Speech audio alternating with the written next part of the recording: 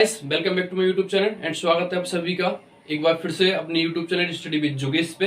देखिए अब आज हम देखते हैं कि हमने अभी तक जो भी पढ़ा है सेंटेंस वगैरह जो भी पढ़ा है सेंटेंस टेंस है ना, आज हम उन सबका एक बार रिवीजन करके देखते हैं है ना, और तो क्या होता है और कैसे क्या होता है। एंड उन बच्चों के लिए आज कुछ है मोटिवेशन वगैरह कुछ करेंगे है ना, क्योंकि आज संडे है आप सबके लिए। जो नहीं है आज आपका छुट्टी के डे है, तो देखते हैं कुछ ऐसी और रिवीजन के लिए आपको बस ऐसी पढ़ते हैं तो क्या होता है। देखिए पहले तो हम देखते हैं कि जो हमारा प्रेजेंट इंडेफिनिट का जो था है ना उसके स्ट्रक्चर देखते हैं, फिर हम पास्ट इंडेफिनिट के स्ट्रक्चर देखते हैं, फिर फ्यूचर इंडेफिनिट के स्ट्रक्चर देखते हैं। हम ओनली स्ट्रक्चर की बात करेंगे, बीच बीच में कभी कभी आपको एग्जाम्पल भी बता देंगे जिससे आपको क्या हो जाए हेल्प हो जाए। एंड उससे पहले क्या है कि अभी कुछ बच्चों को समझ में नहीं आ रहा है, नॉर्मल है, ये कोई बड़ी बात नहीं है। शुरू शुरू में क्या होता है कभी कभी हमारे को कोई चीज कुछ समझ में नहीं आती है ना। जैसे मेरे समझ में कुछ सब्जेक्ट हैं जो नहीं आते हैं, आपके समझ में हो सकता है इंग्लिश हो है ना, या हो सकता है कोई अदर सब्जेक्ट हो, लेकिन उससे क्या होता है आप सुन लीजिए। अब देखिए इंग्लिश में आप जो पढ़ रहे हो है ना वो आपको नहीं समझ में आ रहा तो छोड़ तो दोगे नहीं है ना, इंपोर्टेंट है। और आजकल इंग्लिश तो एक स्किल लैंग्वेज बन चुकी है जिसके बिना आप क्या है, अगर कहीं मतलब किसी कंपनी में भी जॉब करने जाएंगे और आपको इंग्लिश नहीं आती है ना, तो आपको बहुत बुरा शर्मिंदा करना पड़ेगा। बट लेकिन ये सब किन लोगों ने बना रखा, हम लोगों ने इंग्लिश को इतना ऊंचा बना रखा है ना, हमने अपनी मातृभाषा हिंदी को नहीं बना रखा है। वैसे ये क्या नाम है इसका, इंग्लिश क्या है, जस्ट लाइक लैंग्वेज, लैंग्वेज ही तो है ये है, और क्या है लैंग्वेज है। लेकिन हमने क्या करा, इसे साथ में आसान पे पहुंचा रखा है इस इंग्लिश के लिए कि अगर आपको इंग्लिश आती है तो सही है, और इंग्लिश नहीं आती है तो कुछ भी नहीं है ना। अगर कोई बच्चा है, जैसे फॉर एग्जांपल के लिए मान लीजिए कि जैसे कोई बच्चा है ना, और एक बच्चा ये है कि वो सब कुछ जानता है, मतलब सब कुछ तो कोई नहीं जानता, लेकिन एक फॉर एग्जांपल के बता रहा हूँ आपको, मतलब वो तेज है पढ़ने में, बहुत अच्छा है पढ़ने में। दूसरा क्या है, जैसे सिर्फ इंग्लिश आती है और कोई सब्जेक्ट में वो जीरो है। अब वो जब उन दोनों बच्चों में आप कंपटीशन कराओगे नहीं है ना, तो क्या होगा, और उस बच्चे से क्या है वो इतना इंग्लिश बोलने में इतना परफेक्ट नहीं है ना, तो सामने वाला अगर वो इंग्लिश बोलेगा नहीं है ना, और वो इंग्लिश नहीं बोलता, तो जीत उसकी होगी।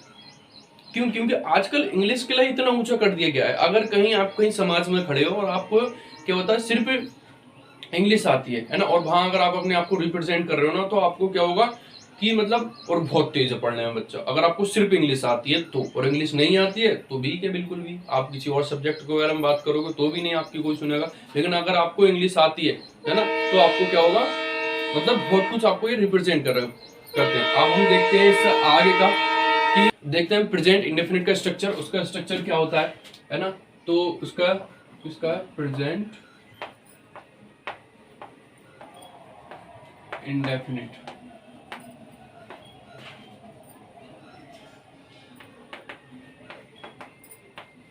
इसका स्ट्रक्चर क्या होगा, तो इसका स्ट्रक्चर क्या होगा आपके लिए, जैसे सब्जेक्ट प्लस इसमें हेल्पिंग वर्ब होते हैं, मेन वर्ब में एस या ई एस प्लस ऑब्जेक्ट। ऐसे ही यस किसके साथ आता है, देखिए इसके क्या नाम है, first person and second person के साथ तो ऐसे यस आता ही नहीं है, थर्ड पर्सन के साथ आता है ना, वो भी हमारे किसके, सिंगुलर के साथ में, एंड प्लस नेम के साथ में, हमारे नाउन के साथ में आता है। फिर इसका नेगेटिव में भी इसका कुछ नहीं है, जैसे सब्जेक्ट प्लस डू या does plus not plus main verb की first form plus object plus other word, अगर है तो, जरूरी नहीं है। फिर देखते हैं फर्स्ट टाइप इंट्रोगेटिव का क्या होगा, तो डू या does plus subject plus main verb की फर्स्ट फॉर्म प्लस ऑब्जेक्ट, ये आपका स्ट्रक्चर होगा। फिर देखते हैं सेकंड टाइप का क्या होगा, इसका स्ट्रक्चर होगा क्वेश्चन वर्ड। ये मैं आपको सब कुछ पढ़ा चुका हूँ, अगर नहीं आया समझ में तो आपको मैं लिंक डिस्क्रिप्शन में दे दूंगा, आप जाकर देख लेना। क्वेश्चन वर्ड प्लस डू या does plus subject plus main verb की first form and plus object, ये हमारे प्रेजेंट के स्ट्रक्चर। आपने एक बार देख लीजिए, ये हमारे प्रेजेंट के हैं। एंड ये अगर आपको स्ट्रक्चर बहुत जरूरी है, अगर आपको स्ट्रक्चर याद नहीं है तो आप सेंटेंस को गलत कर देंगे, तो स्ट्रक्चर एक बार सही से देख लीजिए।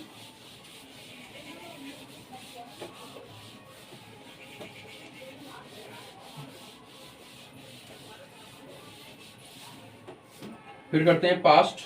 पास्ट की बात करें तो पास्ट इंडेफिनिट,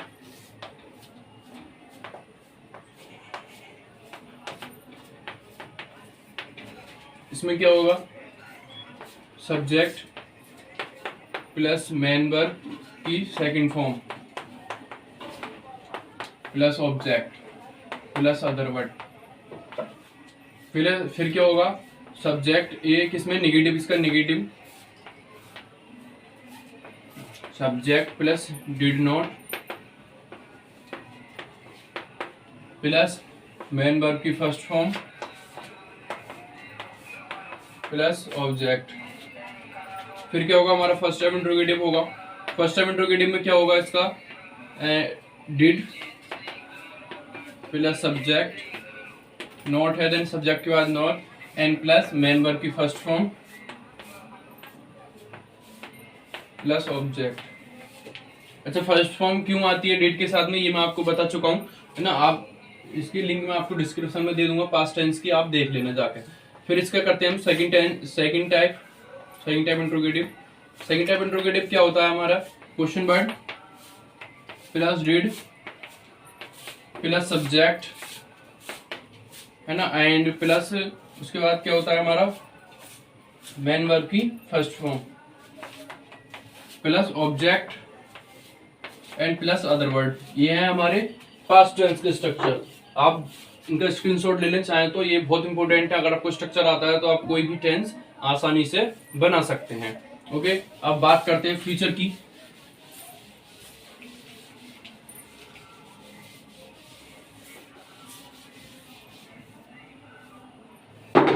फ्यूचर क्या होगा हमारा, फ्यूचर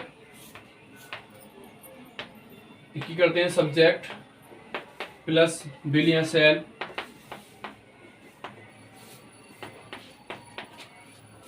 प्लस विल या शैल के बाद क्या आएगा हमारा, मेन वर्ब की first form plus object plus other word अगर है तो। फिर क्या है हमारे, इसके नेगेटिव की बात करें, सब्जेक्ट प्लस विल या शैल, विल या शैल के ऊपर हम एच भी लिख दें तो, प्लस मेन वर्ब की first form plus object. Other word है तो लगा दीजिए, वरना कोई बात नहीं। फर्स्ट आप इंट्रोगेटिव सब्जेक्ट विल या एच भी लगा दे रहे हैं, विल या शैल को एच भी plus subject plus main verb की first form plus object. Second type interrogative में question word plus H B plus subject plus main verb की first form, okay, and plus object. एक इसका है आपका फ्यूचर इंडेफिनिट का आपका स्ट्रक्चर है, ये मैंने आपको बता दी। एंड कल मैंने आपको पढ़ाया था उससे पहले फ्यूचर वो प्रेजेंट कंटिन्यूअस। आप मुझे उसका स्ट्रक्चर जो है आप मुझे कमेंट बॉक्स में बताना है कि उसका स्ट्रक्चर क्या होता है। ओके, तो ये जो है ये इंपॉर्टेंट है, इनके लिए आप एक बार माइंड में सेट कर लेना अच्छी तरीके से, चाहे तो उसका स्क्रीनशॉट भी ले सकते हैं।